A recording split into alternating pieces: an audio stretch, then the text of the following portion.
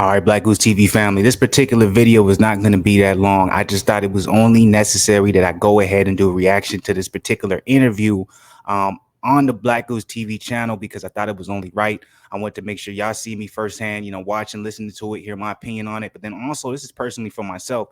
I want to see and hear what you guys think about this particular question, how Spence, responds to it. I have not watched it in its entirety. I just know the question is about to come up. Is Porter kind of segueing during the interview into asking Errol Spence about Terence Crawford possibly being the next option?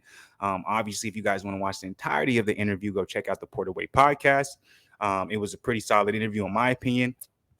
I actually thought the one he did with Terence Crawford was a little bit more entertaining, but we know how Errol Spence is. You know what I'm saying?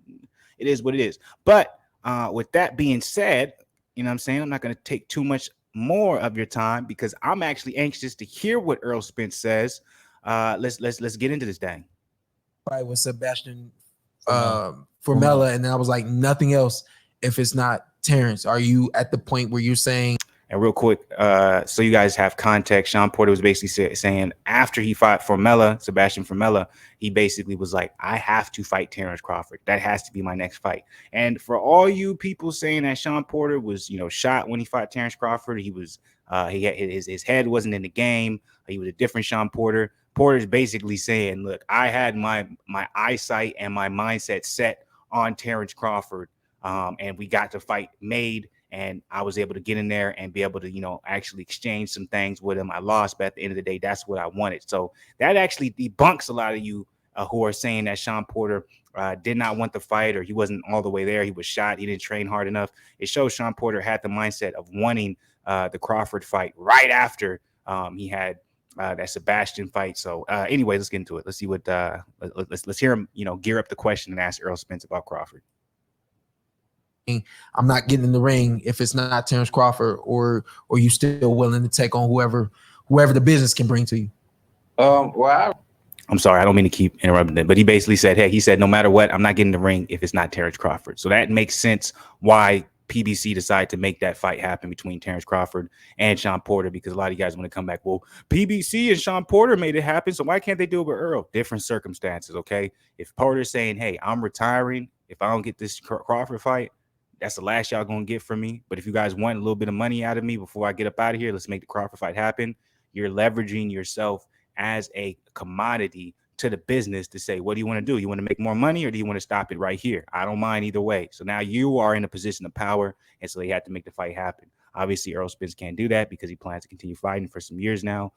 And Shawn made it very direct and blunt. He said, are you going to take that position where you said, hey, it's Terence Crawford or no one? Or are you going to continue to go along with the business, and whoever the business brings you or whatever's the best idea for business, that's what you're going to take? That's not a shot against Errol Spence. That's the way boxing works. Everyone goes about boxing as a business except a few. So, that's not a shot, but that's a very honest question, and I appreciate Shawn for asking that. I already told them, the powers that be, so to say, what people yes, say. Sir. Yes, sir. Shawn, Yeah. I already told, what I want, and I'm not like it's hard for me to make this weight. Straight. I'm a lot older now. I'm not young as it used to be. Losing 8 pounds in a day is not easy. Yeah. So I told him this is the fight I want.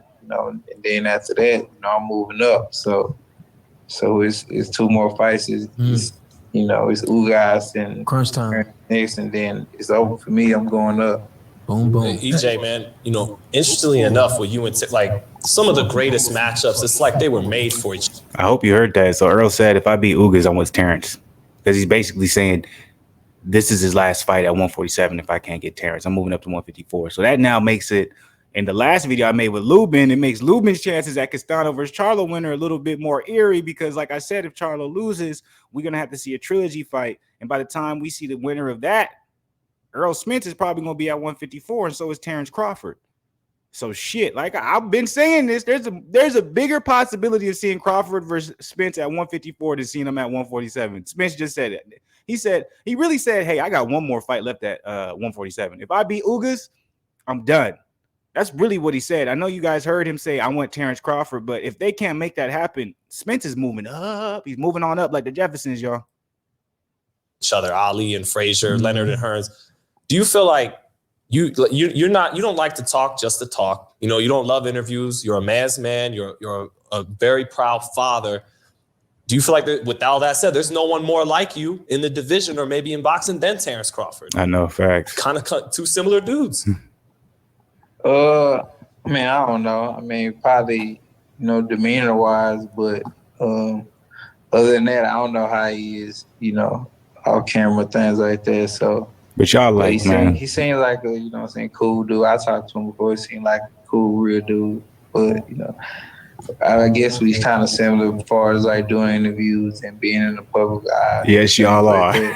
Yes, y'all are. You and Sean gave us one of the greatest fights, man. All right, it seems like they're gonna go into the Sean fight, but yes, y'all. I love how like honest Errol Spence is. He's like, I don't know what he's like, but I guess you can see. I guess you could say we kind of like y'all niggas have similar personalities. Y'all ain't gonna talk a lot of shit.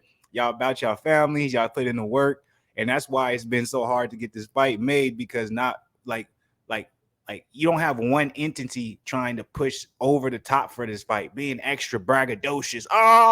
Because I'm pretty sure if one of you guys were like that, this fight would have probably been a lot closer to happening. But since both of you are I understand the business, and I'm not going to be something I'm not to make this fight happen because of the business.